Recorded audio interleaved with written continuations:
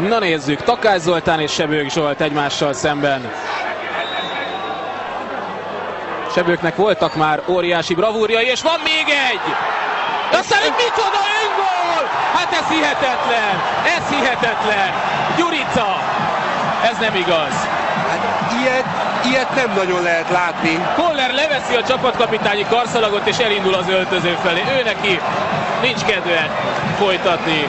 Hát hihetetlen, érdemes lenne végignézni a fehérvári játékosokat most egyesével. Sitko a felező vonalon ül, mások a 16-osnál, és mindannyian a fejüket fogják, legalábbis a rutinosabb labdarúgók közül. Ők még ilyet nem nagyon láttak, talán egyszer az Újpest pályán valami hasonlót Tokodi Tibortól, szegénytől.